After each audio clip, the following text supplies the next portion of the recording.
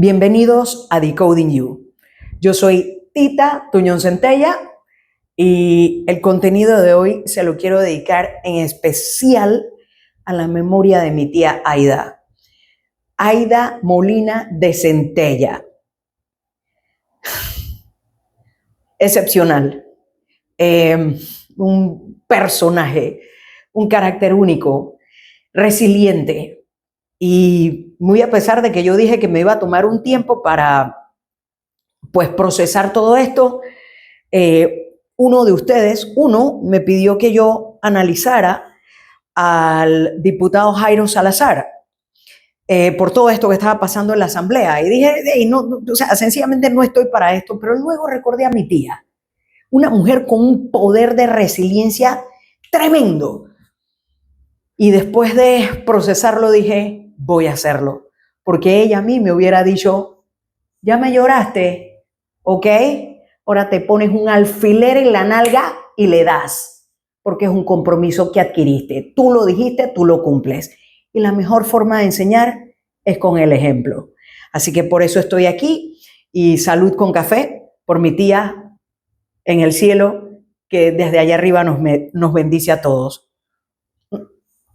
Quiero empezar por decirles un par de cositas para que las vayan anotando, porque el contenido de hoy es un contenido único en su especie.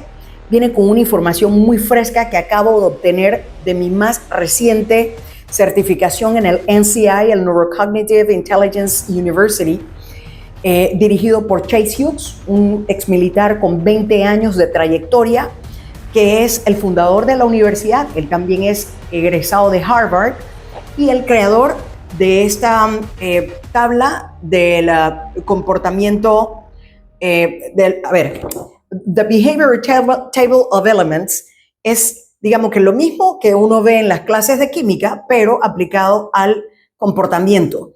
Y es lo que está en cada estación de policía, en las fiscalías, en la CIA, en el FBI, también lo tienen que aprender los FMI, las fuerzas de misiones imposibles, es decir, esta gente que tiene que hablar con negociar con terroristas y pues es lo que entre tantas cosas que vamos a ver hoy, que voy a tratar de condensárselas, es lo que me permite a mí ir rápido entre lo verbal y lo no verbal para darles una información valiosa para ustedes, de manera que lo puedan tomar, no solamente para tomar, lo puedan tomar en cuenta, lo puedan considerar, no solamente para la toma de decisiones a nivel político, sino a nivel sentimental. Porque,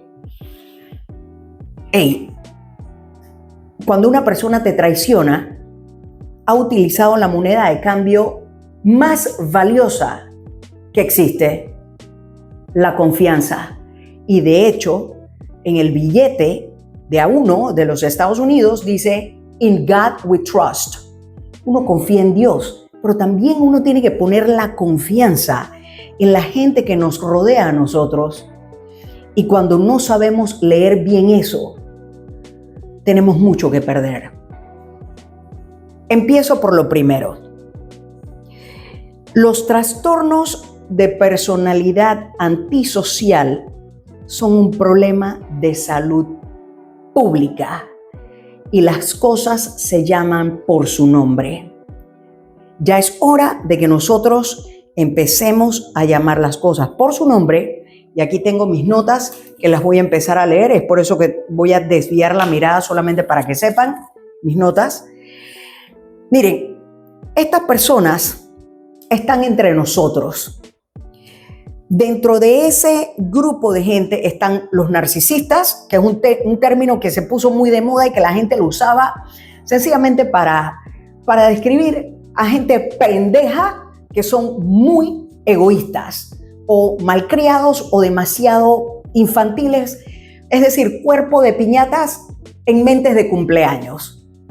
Ahí no cabe un narcisista, porque dentro del espectro de personalidad antisocial hay gente que hace daño y lo disfruta. Y no es lo mismo la pataleta de una persona que es egoísta, a estas otras honduras en las personalidades o en estos trastornos. ¿Ok? Importante. Están narcisistas, sociópatas y psicópatas. Y lo que hay que sacarnos de la cabeza es que estas personas son asesinos en serie.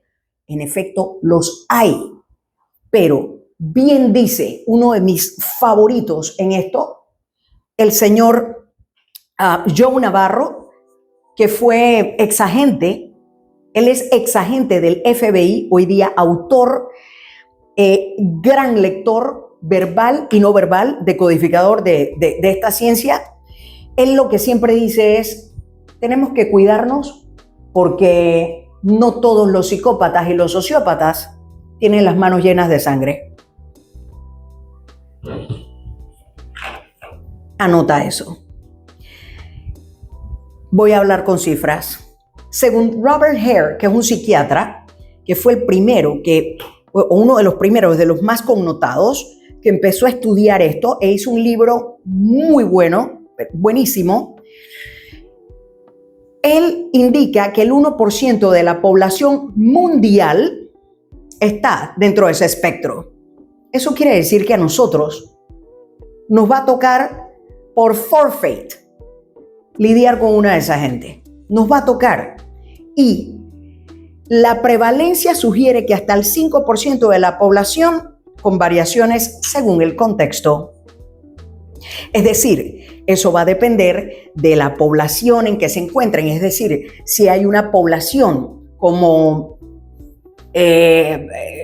Colón, vamos a suponer, donde no hay calles, no hay parques, no hay entretenimiento o el entretenimiento está muy limitado, ahí tú puedes encontrar una variación más alta de esta clase de espectro, en donde hay una ciudad que tiene más aceras para que la gente camine, se entretenga, hay parques, hay escuelas en buen estado, hay canchas deportivas, hay coliseos deportivos, ahí ya el asunto puede disminuir un poco.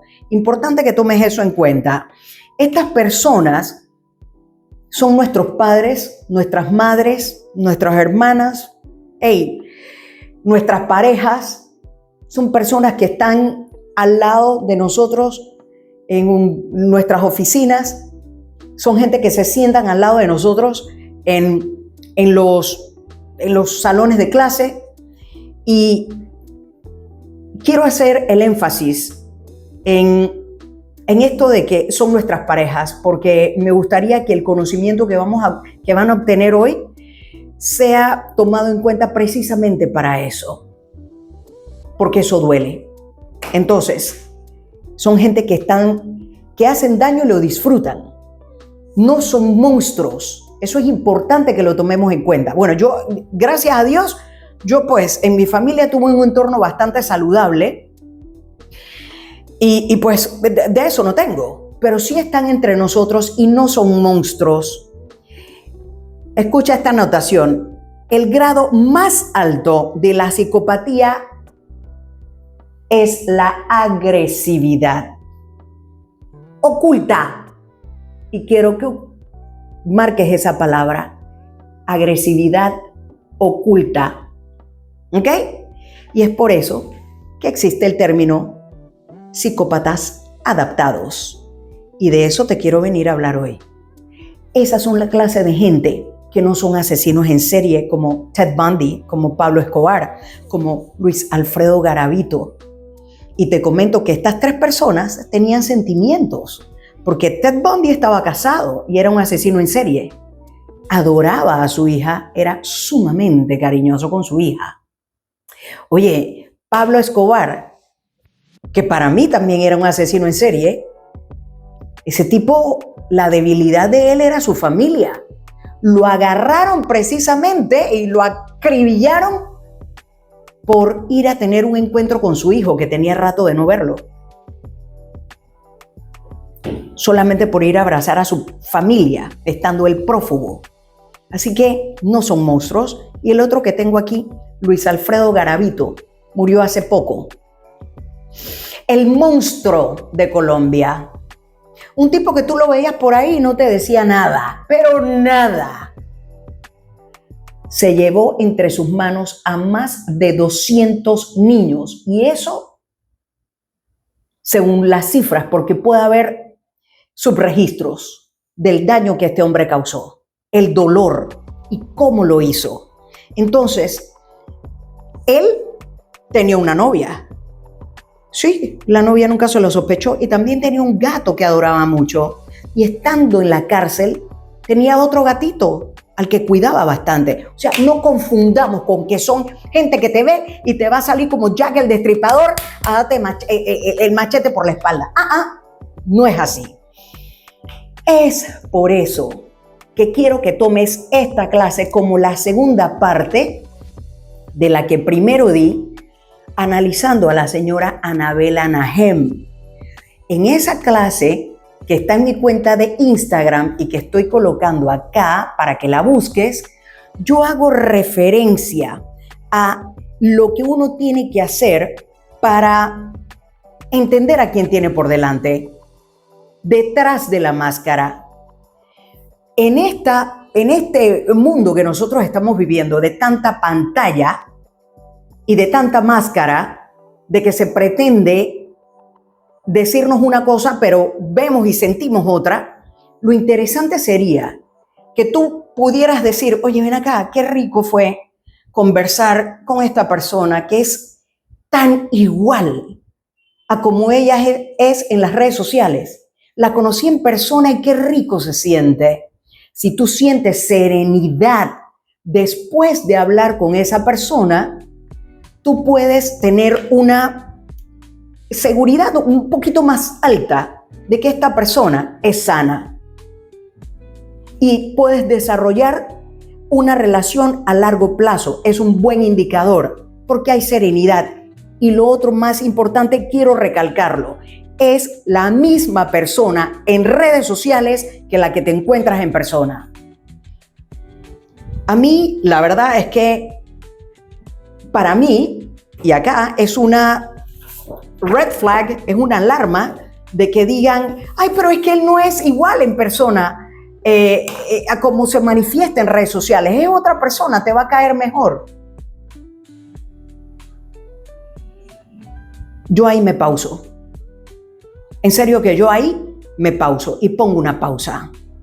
Es importante que tomes eso en cuenta. Por el contrario, repito, si tú después de tener esa conversación con esa persona saliste eufórica, saliste llena de wow, esta persona es lo máximo. ¿Tú sabes qué era la que estaba haciendo esa persona contigo? Estaba utilizando una máscara, un facade, una fachada para hacerte creer a ti cosas. Y aquí es donde entra el tema químico, del cual vamos a hablar más adelante. Porque vamos a hablar de eso, porque esto es ciencia. Fíjate, cuando estas personas te sueltan ese charm, ese encanto con el que te tratan, y tú lo sientes, y tú, ¡ay, qué rico fue conocerlo! ¡Me encantó! ¡Ey, qué química! La palabra clave. ¡Hay química! Esa persona estaba utilizando una máscara tan gruesa que te hace soltar dopamina y también feniletilamina. Hablemos de esa. Es la hormona del amor y la saben utilizar personas que son muy seductoras. El que te seduce no es solamente porque te quiere llevar a la cama, también quiere sacar cosas de ti. Puede ser contactos, puede ser dinero, puede ser tu voto. Así que esa feniletilamina tiene el efecto en tu cerebro casi igual que la cocaína. Y esto es basado en los estudios de Iñaki Piñuel, uno de los precursores del contacto cero y el contacto en frío, que es lo que uno tiene que hacer con esta gente una vez las detectas. ¿Por qué? Porque personas que han estado en una relación de cualquier tipo con este tipo de personas llegan a desarrollar un apego y es sumamente difícil salirse de ese vínculo. Y me refiero también a los vínculos laborales. Aquella gente que trabaja y trabaja y trabaja con la misma persona que lo trata mal, coño, no te largas de esa oficina o no buscas que te voten. Así ganas más. Pero bueno, seguimos con lo otro. Voy a dar un poco de contexto ahorita con lo que vamos a hablar con relación a lo que pasó entre el diputado Jairo Salazar y Betsaray Richards. Resulta que esta semana Panamá fue testigo de un auto bastante bochornoso en nuestra asamblea, en donde nuestra asamblea nacional, es decir, la Cámara de Diputados, donde el diputado Betsaray Richards fue golpeado por el diputado Jairo Salazar. Tomemos en cuenta que el señor Salazar, el agresor, ya había escrito en su cuenta de Instagram que lo iba a buscar y que le iba a pegar y que lo iba a hacer. Según declaraciones del diputado Betsaray Richards, ellos esperaban que eso fuera verbal y dentro del pleno, como quien dice, hey, un bocón. Y lo que menos esperaron, según declaraciones del diputado Betsaray Richards, era que en efecto lo iba a golpear. Eso según declaraciones del señor Betsaray Richards.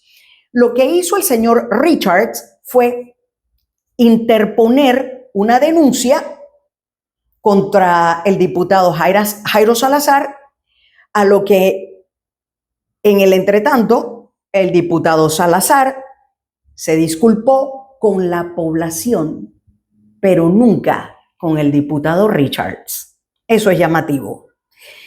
Con el diputado pues él aseveró que su actitud va a seguir, es una actitud violenta. Eso lo dijo en el periodo de incidencias en la Asamblea Nacional. Esto es algo que me resulta preocupante porque yo condeno todo tipo de violencia. Y cuando digo todo tipo, es todo tipo. Física, verbal, psicológica. La vicaria, que es un tipo de violencia que se da entre parejas después de separarse, en donde lastiman a los hijos o usan a los hijos para lastimar a las madres o a sus exparejas. Y la financiera y todo ese tipo de violencias que se decanta. Entonces, esto lo quiero dejar muy en claro, lo quiero dejar muy, pero muy en claro. Y lo que analizaremos hoy, como se los dije, va a ser algo único en su clase. Espero que lo recuerden y lo pongan en práctica. A este tipo de personas, ¿cómo la identificamos? Bien. Importante es que tomemos en cuenta lo que ya les he dicho anteriormente y que fíjate que durante la Segunda Guerra Mundial, en la Primera, había muchos soldados que se morían. Y se morían no por un balazo, sino porque la herida estaba abierta y se contaminaba. No había un sistema sanitario que los pudiera ayudar a recuperarse de un balazo o de una cortada, hasta que se descubrió la penicilina. Y esa fue la inyección que salvó a un montón de vidas. La penicilina de hoy día se llama esto que les estoy trayendo. Nosotros tenemos que llamar las cosas por su nombre. Y estos trastornos de personalidad antisocial son un problema de salud pública que hay que atender de forma rápida y urgente, porque hacen daño. Bien, estas personas tienen desconexión emocional profunda. Tienen una desconexión emocional profunda. Esta gente son capaces de casarse y tener hijos para hacernos creer que son gente que tiene una vida común y corriente y que son capaces de amar. Cuidado que en el fondo algunos usan a sus hijos para seguir escalando. Hay gente que hasta, te lo reitero, hay gente que siendo homosexuales o lesbianas se casan para seguir escalando adentro de las compañías. De eso vamos a hablar también. Desde la niñez se adaptan a normas y valores de sus cuidadores. Esto que te estoy hablando es un estudio o lecturas aparte que yo hago del NCI, porque en el NCI no se ve criminología. Allá lo que se ve es otra cosa, otro tipo de ciencias. Y esto que te estoy hablando es parte de los estudios de uno de los criminólogos más connotados que hay ahorita mismo, Vicente Garrido, inclusive profesor en la Universidad de Valencia. Nosotros aprendemos a imitar y en esa imitación lo hacemos en nuestros primeros años de vida para que papá y mamá nos acepten. Por lo tanto, nosotros imitamos ya sea la agresividad o la manipulación. Y eso lo hacemos para ser aceptados y aprobados. Y eso es parte de las necesidades humanas más básicas.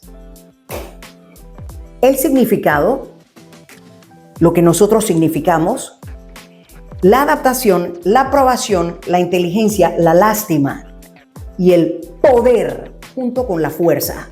Y aquí quiero que prestes atención a esto, porque de eso estamos hablando en este momento. Este tipo de personas que son psicópatas adaptados son personas que pueden ser nuestros jefes. Y hubo un caso recientemente de un CEO, Chief Executive Officer, de Astronomer, Andy Byron. Estas son de tipo de personas que no les interesa, no estoy diciendo que él lo sea, no estoy diciendo que él sea eso, importante. Y quiero ser responsable con esto. Yo aquí no vengo a estar acusando a nadie. Estoy dando una clase para que sepas ubicarte y cuáles son los indicadores. Estas personas son tan inconscientes y les importa solamente lo de ellos que no les importa las consecuencias que sus actos puedan tener. Y en ese tipo en ese espectro hay inclusive gente muy infiel. Muy infiel. Así que ahí está para que lo anotes. Y también hay mucho político. Mucho. Nosotros, que no estamos dentro de ese espectro, calibramos un poco mejor. Nosotros, como tenemos otros patrones, calibramos antes de actuar. Sin embargo, ellos, el filtro que usan es sustituir todo lo que nosotros pensaríamos, ellos lo sustituyen por la obtención del poder. Y eso te incluye a ti como presa. Su única forma de realizarse es siendo los únicos, los primeros, los más poderosos. Y allí cosifican a la gente. Los demás no son igual de dignos que ellos. Yo no sé si esto te resuena con gente que tú has conocido o estos dos personajes de quienes estoy hablando. Disfrutan hacer daño, lo disfrutan. No hay una sola pizca de arrepentimiento en esa frente. Nosotros, cuando estamos leyendo a una persona, ¿se acuerdan para la pandemia que usábamos la bendita mascarilla? Maravilla para mí porque era una práctica. Yo tenía que leer cejas y glabela. La glabela es esto que nosotros tenemos aquí y que es en donde tú le metes la vista a la glabela y tú ves una uniformidad o disparidad en ese movimiento de cejas cuando la gente habla. Allá hay emoción. La gente siente un discurso que es real, tiene que ser sentido por la persona. Las cejas se tienen que mover, a veces dispares por tristeza o en el entrecejo cuando hay rabia, pero hay emoción. Esta gente tiene muy poco de ese movimiento acá arriba. Y ahí es donde está el 70% de la lectura del rostro.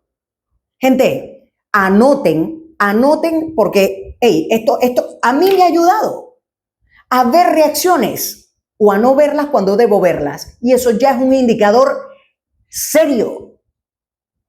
Y no vamos a hablar acá de colágeno, porque gracias a mis genes y a mis 50 años, que me encanta tenerlos, a mí no se me marca mucho. Hay gente que tiene las 3 marcas aquí y hay otra gente que tiene, por ejemplo, la herradura, que es lo que se marca cuando hay tristeza, cuando hay arrepentimiento, cuando hay sentimiento de que lo que hice no estuvo bien y tú lo ves aquí marcado. Sin embargo, cuando tú no veas eso, presta atención. ¿Dónde está la lupa? Y mete lupa, porque tú puedes estar ante una persona de esa naturaleza. Presta atención. Seguimos. Esta gente no tiene ningún tipo de empatía. Insultan a los demás y salen por la puerta ajustándose el saco. No tienen ningún tipo de inhibición. Ningún tipo. Y ahora te voy a dar otro dato para aprender a reconocerlo. Vuelvo a Vicente Garrido. Él lo que habla es de la intuición. Y en este sentido, la intuición somatizada a la que él hace referencia en su libro, déjame ponértelo, él lo llama intuición somatizada y yo le digo cerebro límbico. Porque este cerebro límbico que nosotros tenemos aquí viene con nosotros desde hace un montón de tiempo y es lo que nos mantiene a nosotros a salvo. Eso más que el lóbulo frontal, que es el que razona, el que te ayuda a hacer los cálculos, a tomar decisiones más ejecutivas, más razonadas. Pero el cerebro límbico es tu intuición y es a lo que Vicente Garrido le llama intuición somatizada. ¿Y cómo se manifiesta eso? Tú me dirás. Muy simple, incomodidad. Antes o después, o antes y después de estar con esa persona. Ansiedad. Por eso es que yo te digo, páusate antes de proseguir con este tipo de personas. Porque son sumamente peligrosas. Te dan una cara que no es. Y lo otro. Por eso es que sugiero que cuando tengas estas conversaciones con estas personas que tú quedas en una fascinación, en una ensoñación, lo mejor que puedes hacer es tomarte entre 24 a 48 horas para que recuerdes los datos de esa conversación. Voy a tirar la cédula, bueno, ya yo dije que yo tengo 50 años, echa el cassette para atrás y recuerda las palabras de esta persona. A ver si algo te hace clic y dices, fui manipulada, aquí esta persona quizás me estaba mintiendo. El indicador más, pero más importante que tú vas a tomar en cuenta con esa intuición somatizada es la disonancia cognitiva. Es decir, y en ambas vías, lo que tú eres y lo que ves allá del otro lado. Es, esta soy yo o este soy yo y esto es lo que yo soy versus lo que yo hago para estar con esta persona o cuando estoy frente a esta persona. ¿Cómo me tengo que manejar cuando estoy frente a esta persona? Ahí hay algo de muy fuerte de disonancia cognitiva o lo que tengo que hacer para permanecer con esta persona. Todos esos son indicadores en donde uno mismo, una misma tiene que ponerse a analizar. Y reitero, no solamente en relaciones íntimas, sino en relaciones laborales. Mira, eso también puede ser para los fichajes dentro de un empleo. Y aquí le cabe bien mucho esto a la gente de recursos humanos. un fichaje dentro de recursos humanos, este tipo de personas son muy guau. La recomendación que se da es lo que ya te digo. Piénsatelo 2 veces porque puedes estar ante un farsante. Algunas personas ven dentro de las empresas y dentro de la política a estos como que son, sí, atrévete, este grita, este manotea, este rechuchetea bastante. Ese es un fichaje. Este es el que nos va a llevar a nosotros. Y mejor si lo compramos para que haga lo que nosotros queremos. Pero ten mucho cuidado. Ten mucho cuidado. Porque ahí, con esa clase de personalidades, hay que meter bastante lupa. Y entre esos están los políticos también. Nosotros, que no estamos dentro de ese espectro, nos planteamos las consecuencias, los castigos penales que puede haber allí, la crítica, el rechazo. Eso lo valoramos nosotros. Pero ellos, a esa gente les da igual la desaprobación. Les importa un carajo. Aunque digan lo contrario. Y se jactan de tener enemigos. De hecho, eso los valida. Todo esto es información de un criminólogo, de Vicente Garrido. Bien, estas personas sienten mucho menos ansiedad ante el castigo y las repercusiones que sus actos le puedan llevar. Y eso tiene que ver, bueno, ya es un tema un poquito más científico, pero tiene que ver con el tamaño de la amígdala, esa satisfacción que tienen al joder a los demás. El doctor Robert Hare hizo un libro que te cuesta menos de lo que te cuesta un trago. Se llama el Psychopathy Checklist Revised, o el PCL-R. Ese es Robert Hare. Sería bueno que lo revisaras, porque allí, en ese checklist o en ese listado, hay cosas estudiadas, o sea, son estudios de horas donde se han hecho, digamos, una condensación de lo que tú vas a tomar en cuenta para validar si la persona que tienes por delante está dentro de esa línea. Ahora viene la parte nuestra. Cuando tú te das cuenta de que estas personas, de que tú puedes estar bajo el influjo del encanto de esa gente. Y aquí es donde yo suelto una frase que me encanta mucho. La forma más rápida de ser manipulados es cuando pensamos que no somos manipulables. Esas son gente sumamente difíciles de detectar y no existe una solita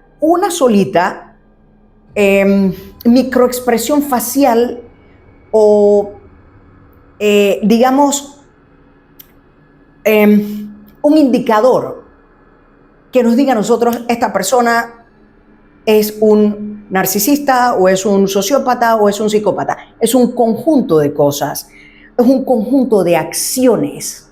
Y eso es de los que les quiero hablar más adelante. Tienen que observar más allá de lo que dice una persona, tienen que observar sus acciones. Estas son personas que tienen disonancia cognitiva. Recuerden eso. Otra cosa que quiero traer aquí es que yo antes hablaba de las 3 básicas de la decodificación de microexpresiones faciales, es decir, el conjunto de expresiones faciales, microexpresiones faciales que tiene una persona o en su corporalidad, la congruencia entre el gesto y la palabra y la conjunto, congruencia y contexto, que es dentro de una persona que, por ejemplo, está cruzada de brazos, no necesariamente es porque está en tu contra, sino porque tiene frío o esa es su manera natural de sentarse. Lo otro es lo cultural, que de eso es algo nuevo acá. Y lo último es el cambio en la línea base de esa persona, que dentro de las 5 para mí esa es la más importante. El cambio, cuando veas un cambio en esa persona, inmediatamente mete lupa. Abre los ojos. Muy bien.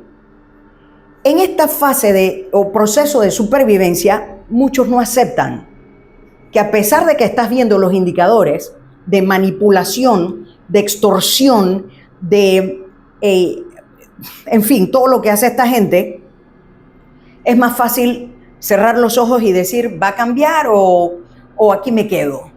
Es una etapa muy difícil. Muchos no lo pasan, se quedan ahí anclados de por vida, y los que deciden salir, entramos en la etapa del horror. Coño, ¿cómo puede ser posible que fui tan pendeja de no ver esto antes?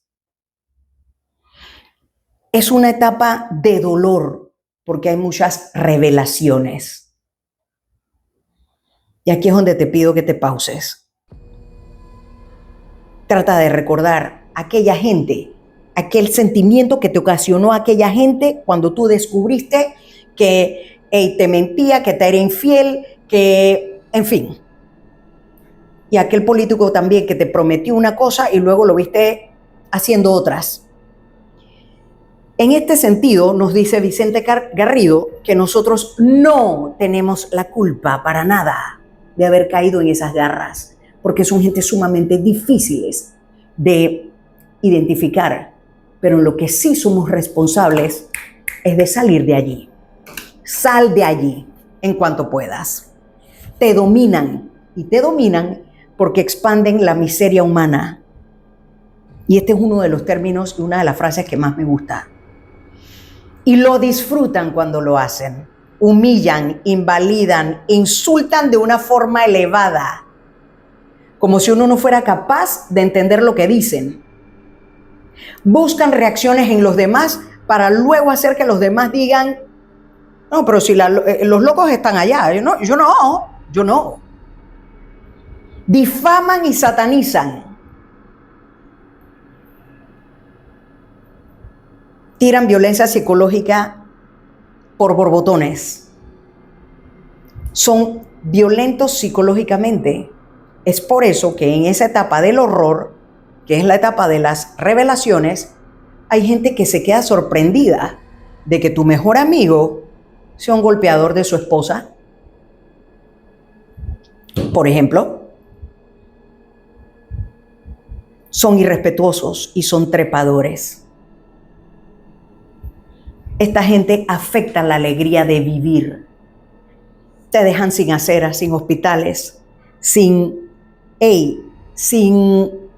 estudios de factibilidad para tirar un edificio abajo o mantenerlo.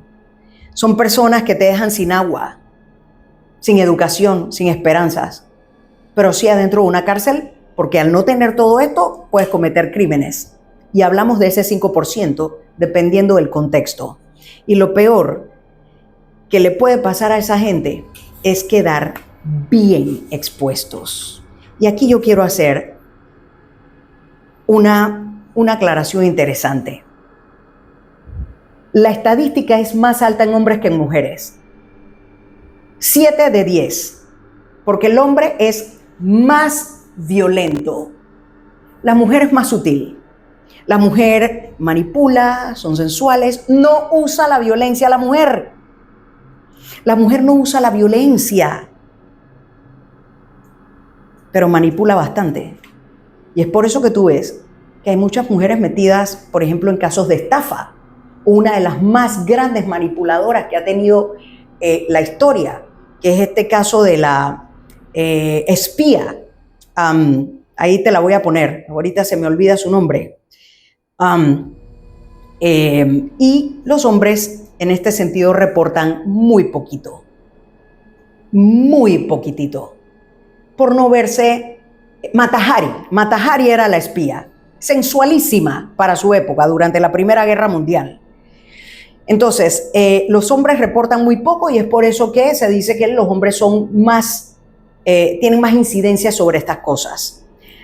Ahorita vamos a entrar en la etapa que han estado esperando. La etapa de ver algunas cositas. Ustedes toman la última palabra en esto. Yo no soy quien para decir quién es quién. Yo no soy psicóloga. Eso a mí no me compete. Pero yo sí puedo compartir información que está disponible para todo el mundo. Vamos con eso. Mi gente, buenas tardes. Mucha gente me ha querido decir que tengo que dar una explicación al país. Lo primero que salta a la vista es las manos enconchadas del diputado Salazar. Las manos cuyos dedos no son visibles. Esto lo pueden ver ustedes también en la clase que di sobre Bernardo Meneses, el exdirector del IFARU, cuando él en algunas partes de sus declaraciones escondía los dedos. Ahí hay vulnerabilidad. Es lo mismo que hace la tortuga cuando mete la cabeza adentro del caparazón. Esos son manos vulnerables. Él allí se siente vulnerable. Lo otro es la poca distancia que hay entre el mentón, la mandíbula y el hombro. Ahí es donde nosotros determinamos gran parte de la autoridad que siente la persona, de la seguridad que siente la persona, y ahí también él tiene ese turtling, el tortugueo, la misma cosa en las manos, las tiene acá. Ahí hay una congruencia entre manos y cuello. ¿Cómo se siente él? Se siente más vulnerable, inclusive hasta mirar el tono de voz con que te habla, las manos así metidas y el tono de voz bajo. Estamos viendo los primeros 3 segundos, voy a repetir la escena. Mi gente, buenas tardes. Mucha gente me ha querido decir que tengo que dar una explicación al país, y me han escrito y me dicen tiene que decir esto, otro. Ese no soy yo, ese no es Jairo Bolota.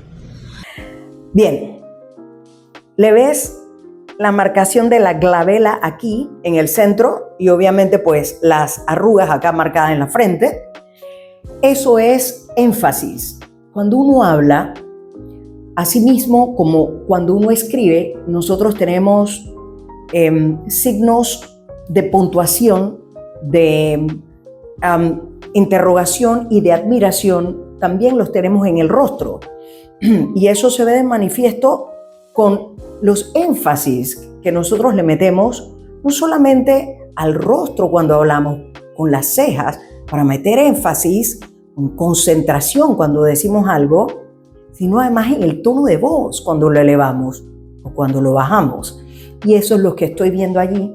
Y eso es propio de un discurso que es real, de un discurso que es sincero. A mí, el señor Jairo Bolota Salazar, me da igual atrás que las espaldas, no es amigo mío ni necesito que lo sea. Sin embargo, esto es ciencia, no es complacencia. Ahí lo estoy viendo totalmente congruente entre gesto y palabra. Las manos siguen en su discurso bien enconchadas y además de eso tiene 2 marcaciones. En 11 segundos, 2 marcaciones de contención de información. Esto ya lo habíamos visto antes en varias clases. Les voy a dejar acá el adjunto para que vean que esto se repite una y otra vez cuando nosotros no queremos decir algo que sabemos. Aquí hay ocultamiento de información, hay contención de información.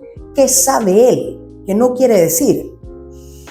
No es que me pidieron que yo, ese no soy yo. Y además tiene una congruencia total entre la negación y la palabra. Ese no soy yo. Aquí quiero poner algo sobre el tapete. Y es que la negación, lo mismo que la afirmación, es algo que debe entenderse desde contextos. Por ejemplo, lo que siempre explico es que cuando tu hijo meta un gol o le pegue duro a la pelota y la saque afuera del estadio cuando juega béisbol, el chiquillo después te diga, mamá, le pegué a la bola, le pegué a... Entonces, él está muy emocionado en positivo, pero su cabeza se mueve en negativo porque no puede dar crédito a lo que ha hecho, no lo puede creer. Sin embargo, En este caso, eso puede ser lo que les digo, es una incongruencia dentro del contexto, explicada tal como se lo acabo de decir, pero acá hay una congruencia total entre gesto y palabra. Les repito la escena. En el país, y me han escrito y me dicen, tiene que decir esto, otro. Ese no soy yo. Ese no es Jairo Bolota. Ese no es Jairo Bolota. Y miren, lo que sucedió, yo le pido disculpas al país, ¿sí? No a ese señor, porque ese señor ha cruzado líneas que nadie nunca en mi vida había cruzado en la política. Y mi compañera tienen que hablar, por favor, mi compañera tienen que hablar, porque hay 4 o 5 de ustedes que me han dicho a mí, y le han dicho a los compañeros todo lo que ese señor le ha dicho a ustedes, y yo me quedo asombrado. Yo le digo, tráele a tu esposo, a tu marido, y dicen, no, Bolota, lo que pasa es que no queremos meter a nuestra familia en problemas. Ese señor es un señor que humilla constantemente a la gente, ¿sí? Se cree superior a nosotros, ¿ah? Y los epítetos que él hace contra nosotros, cualquiera de ustedes, especialmente nosotros del barrio, por más educación que tengamos, no nos hubiéramos podido detener. ¿Qué tenemos acá? Un cambio significativo en la posición de sus manos, que ya pasan de ser unas manos vulnerables a ser unas manos ilustrativas que acompañan a la voz. Porque cuando yo te estoy hablando, y definitivamente si te hablo silábico, como te hablaba tu abuela cuando te regañaba, y encima de eso te saca la mano, ahí hay una congruencia total entre gesto y palabra. Definitivamente estás sintiendo lo que dice, y hay rabia contenida. Rabia contenida hay ahí. Y los epítetos, escucha cómo sube el tono de voz. Eso se produce obviamente porque el aparato fonador, la garganta pues, cuando hay estrés, estos músculos se contraen, y es por eso que yo siempre recomiendo que tengas una bebida caliente antes de hablar, para que no se te salgan los gallos.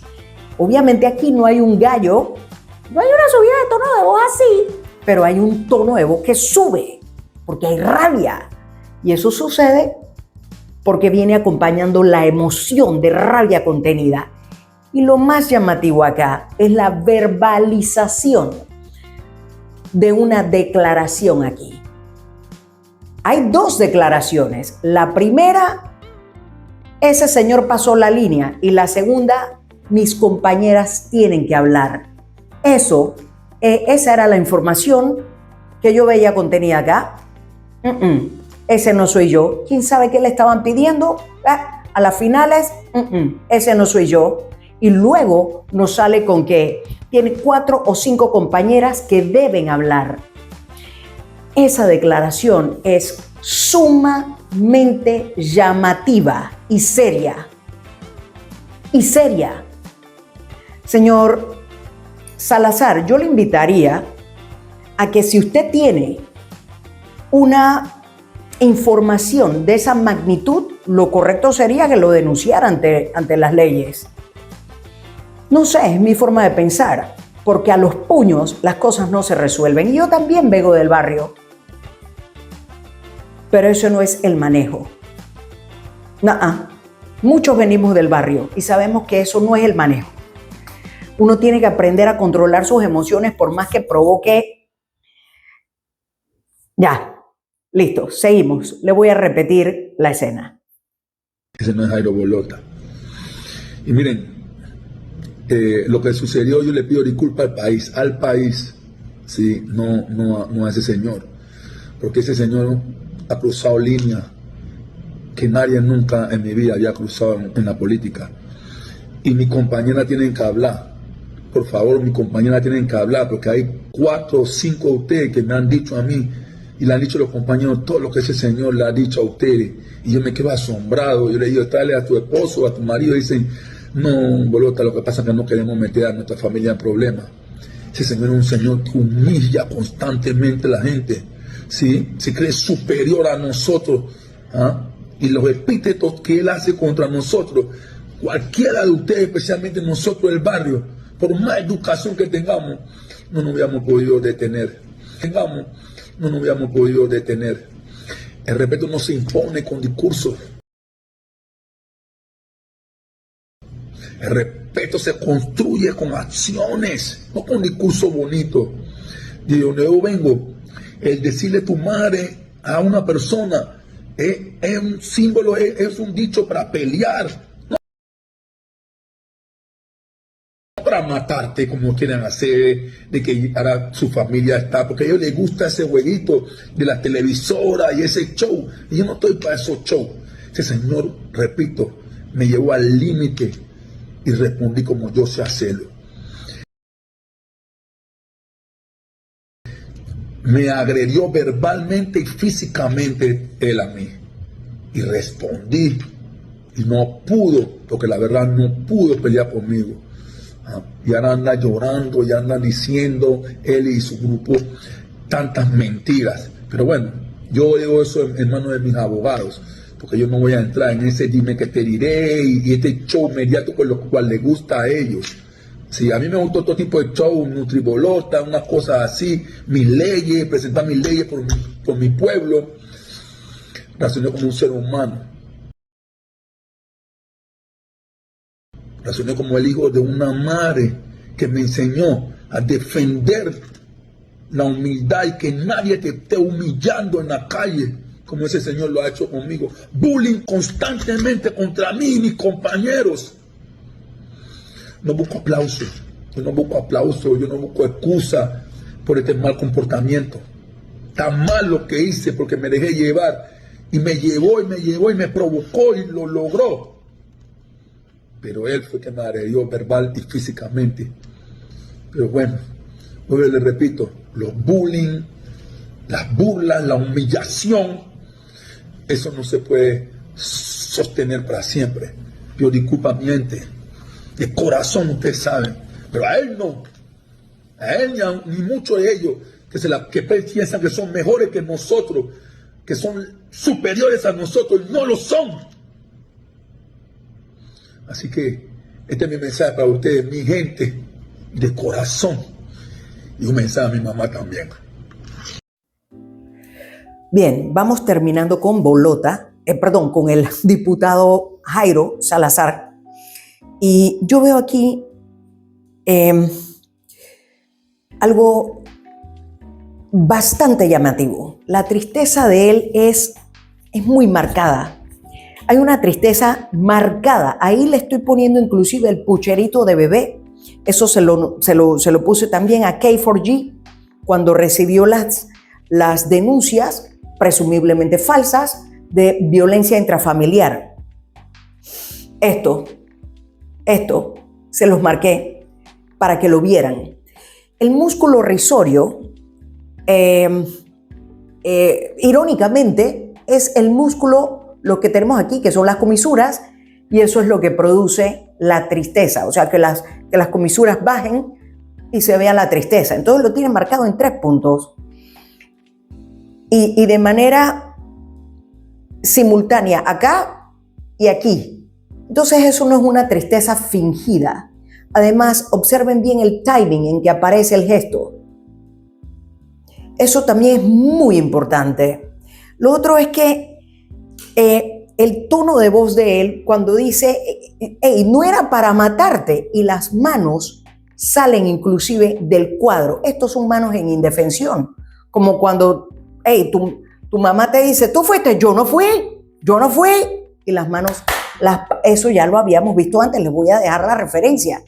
Las manos en indefensión, no era para matarte. Y escucha el tono de voz. Escucha ese tono de voz y observa la frente. Hay ausencia de rabia. Otra cosa muy importante es lo que le llamamos el flujo y reflujo de las emociones. Cuando tú veas a una persona que te está dando una declaración y no tenga ese flujo y reflujo de emociones, mete lupa, porque puede ser un discurso bien calibrado, bien guionado. Hay gente que se prepara para eso, ¿eh? El ebb and flow se le llama. Ebb and flow es esa entrada y salida de las emociones. Y salen en el cuerpo, salen en el tono de voz, salen en el rostro, salen en las manos, salen inclusive en los pies. Eso es parte de la expresión de un discurso real. Bien, terminé con bolota. Vamos a ver qué es lo que nos trae Betsaray Richards, ya para ir cerrando. Básicamente lo que hemos venido es a presentar las denuncias con el fin de poder proceder con las revisiones de medicatura forense. Nosotros el día de anoche fuimos al hospital, el complejo hospitalario Arnulfo Arias Madrid, a una revisión médica donde incluso nos hicieron un CAT y en efecto queda comprobado que fuimos agredidos físicamente. Es decir, las marcas no solamente son físicas, sino también se ha determinado una serie de afectaciones internas que yo creo que servirían de prueba. Bien, miren, el señor Betsaray Richards es un periodista curado, muy sazonado. Él sabe utilizar muy bien las palabras y tiene manejo ante las cámaras. Por eso es que a mí me resulta llamativo esto de el día de anoche, porque él inclusive como periodista y que seguramente ha estado en situaciones tensas, él ya tiene esa sazón, está curado, tiene kilometraje para expresarse muy bien sin esa clase de faltas básicas como el día de anoche. Eso puede ser estos parámetros que se guardan en el cerebro y que pues uno salta a decirlos, como por ejemplo cositas como vas a dar un pésame y le preguntas a la persona a quien le vas a dar el pésame, ¿cómo estás? Digo, hello, ¿cómo se supone que yo esté? Lo mismo puede suceder en este otro caso. El día de anoche, bueno, se confundió. Pero él es un periodista sazonado, curado, very well curated, como decimos acá. Very well curated. Así que ese error, esa contradicción verbal a mí sencillamente me llama la atención, le pongo un asterisco. Lo del CAT también me resulta llamativo, un CAT inmediato en el Seguro Social. Bueno, me llama la atención y de forma favorable quiere decir que las cosas están mejorando para bien adentro del Seguro Social. El edificio ese viejo que está allí, que no fue la Ciudad de la Salud, me sorprende. Y si estoy equivocada, que salga algún médico a aclararme la situación, bajo qué circunstancias de urgencia, cuando un paciente llega consciente, llega de pie, llega caminando y se le hace un CAT de manera inmediata y sin esperar cita ni nada. Eso, wow, me sorprende de manera positiva. Lo otro fue que él dijo, me hicieron un CAT. Me hicieron, muy bien utilizada la frase, a él, de manera individual, me hicieron un CAT, pero luego dijo, fuimos agredidos. Y aquí es donde entra el plural majestático. Señores, señoras que me escuchan en este momento y que me ven. Miren, el uso del plural majestático es una forma de demostrar o bien realeza o superioridad. Y se utiliza muchas veces cuando te sientes solo, porque es la proyección de lo que hay en la mente. Se usaba antes, es una frase bastante passé, old fashioned, vieja, cuando se nos enseñaba a que si tú tenías una empresa tuya, solita, donde tú barrías, trapeabas, hacías la contabilidad y todo, si tú te presentabas ante un cliente, tú decías nosotros, para no sonar tan solitario. Pero eso es vieja escuela y uno tiene que reaprender cosas. Entonces me llama la atención que él haya dicho, me hicieron el CAT, pero luego fuimos agredidos. ¿Tú y cuántos más? Es la pregunta que yo hago. Como la famosa pregunta que le hizo Shrek a uno de los soldados enviados por Farquaad. ¿Tú y cuántos más? Bien, seguimos. Corte Suprema de Justicia, el Ministerio Público también puede recibir la denuncia enviarnos a Medicatura Forense para hacer la revisión física y posteriormente eso se le remite a la Corte Suprema de Justicia para que se haga justicia. Para enviarnos a Medicatura Forense se repite el plural majestático, y esto podrían pensar ustedes que es un tema de forma, sin mayor importancia, pero el fondo es peso, porque él se siente acuerpado, se siente, y mira cómo habla del resto de sus compañeros, nosotros vamos a presentar, lo cual está perfecto y están en todo su derecho, me parece bien. Pero ese uso del plural majestático ahí, cuando se refieren a temas de él en solitario, eso es algo llamativo. ¿La denuncia es por qué tipo de delito, diputado? Bueno, básicamente vamos a conversar con los fiscales y el Ministerio Público y le pedimos el máximo peso de la ley, porque la agresión que se me hizo a mí como diputado es inaceptable. E incluso la amenaza de muerte, decirle a un diputado que vas a asesinarlo o que vas a acabar con él, sin importar hasta dónde llegue y sin importar las consecuencias, y posteriormente a la golpiza, amenazó a otros diputados como José Pérez Barboni y otros que fueron testigos. Hay cerca de 20 diputados que fueron testigos de esa amenaza dentro de la Asamblea Nacional. O sea, eso es realmente grave. Y yo creo que si en Colombia hemos visto hace algunas semanas un intento de asesinato a un... Fíjate que les pedí que observaran los ojos del diputado Betsaray Richards, porque aquí también entra la C de cambio con el tema del parpadeo. El parpadeo es una respuesta del sistema nervioso autónomo. Eso no lo controlamos nosotros. Y es una respuesta involuntaria cuando nosotros entramos en estrés. A mí me llama la atención que él, cuando se refiere a la agresión, el parpadeo aumenta de inmediato. Y yo lo he dicho acá ya. Lo he dicho acá en ocasiones anteriores. Con el caso de Azael Olmedo, el caso de las chorreranas. Eso se está saliendo de su línea base. Su línea base es un parpadeo normal. El parpadeo normal debe ser entre 10, 12 y 18 parpadeos por minuto. Por minuto. Con excepción de personas como yo, que tenemos que usar gotas para los ojos, y especialmente cuando estamos frente a una luz intensa. Eso nos molesta y el parpadeo aumenta considerablemente. Pero si eso sale de su línea base, tienes que prestar atención y meter mucha lupa para saber qué preguntas debes hacer, que fue precisamente lo que hizo la periodista que estaba allí. Yo quiero que tú prestes particular atención a esto que va a suceder. Lo otro es que, con el tema del parpadeo, lo otro es que la lengua de él, obviamente, esto es algo que aquí les voy a dejar el vínculo con toda la clase que di, una clase como de 28 minutos, la mitad de esto, sobre por qué sale la lengua. La lengua sale por un tema de estrés y obviamente puede ser que él esté recordando lo que sucedió y eso lo estresa, lo incomoda. Es la adrenalina, la sangre que fluye rápido, la boca se seca, el cerebro manda el mensaje y la lengua humedece. Por eso es que ves la lengua.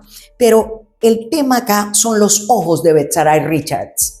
Esos ojos, ese parpadeo intenso es un indicador infalible de estrés, de incomodidad, y hay que hacer preguntas doblemente incómodas, como lo que vamos a ver ahora. La agresión fue unilateral o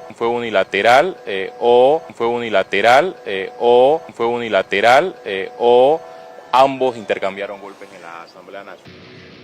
Yo me pregunto qué es lo que el diputado Betsaray Richards no querrá ver. ¿Qué será? Porque ese parpadeo, reitero, hasta se retira. Vean cómo saca el cuerpo y cómo cierra esos ojos. Hay algo allí que él no quiere ver. ¿Qué pasó ahí en realidad? Fue un golpe de él. Fue un El golpe de él. Esto no era político, sino personal. E inmediatamente me golpeó. Yo, lógicamente, intenté distanciarme lo más que pudiese de él.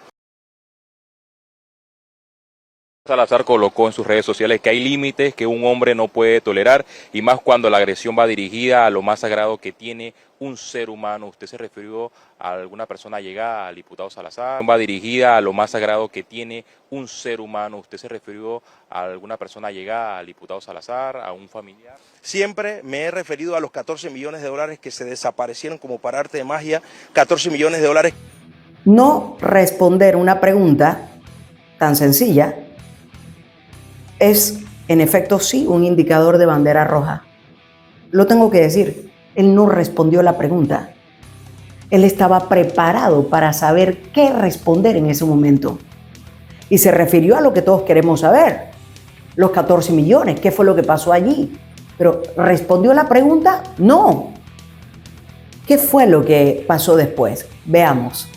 ¿Ofendió entonces a ningún miembro de la familia del diputado que hubiese provocado? ¿Ofendió entonces a ningún miembro de la familia del diputado que hubiese provocado que lo agrediera de esa forma? Bajo ninguna circunstancia. Ese no es mi estilo. Yo el pasado... Tuvieron que hacerle la repregunta para que él respondiera. Y dijo que no, que eso no es su estilo. Está bien. Yo lo que haría en un caso como ese, si yo fuera parte de ese caso, que a mí nadie me ha invitado, es preguntarle a los demás qué fue lo que pasó allí. Y yo sé que el diputado Jairo Bolota ya ha tenido diversas acciones muy violentas contra, en efecto, la exdiputada Kaira Harding, contra un policía en Colón. Ahora a este le entra trompadas y no sé cuántas más. Su manejo bastante hosco, violento. Sin embargo, por el otro lado, con el diputado Betsaray Richards, respecto a las declaraciones que hace el señor Jairo Salazar, diputado, refiriéndose a que él es irrespetuoso, hay algo que queda en constancia. Y yo aquí la verdad es que esta que está aquí, con Shirley Castañeda, o sea, es primera vez que estoy mencionando ese nombre aquí en mi boca, pero esto es ciencia y no es complacencia, y yo tengo que honrar mi ciencia. Ahí hay una evidencia de que el diputado Richards fue irrespetuoso con la señora Shirley Castañeda en el knockout. Creo que fue el knockout del 6 de julio, no recuerdo, pero ya está la evidencia. Se refirió a ella como chumerri. Eso no debe salir de la boca de una persona que respeta, de un diputado. Si le vamos a exigir a uno, al otro también deberíamos exigirle que tenga un manejo verbal más respetuoso. Al punto de que la señora Shirley Castañeda, diputada, le pidió respeto en el pleno de la asamblea, lo hizo público. Bueno, los dejo con esto. Ha sido larga la clase, estoy cansada, ya son casi las 3 de la madrugada y todavía me toca editar. Así que espero que esto les haya gustado. Esto es Decoding You a ciencia cierta.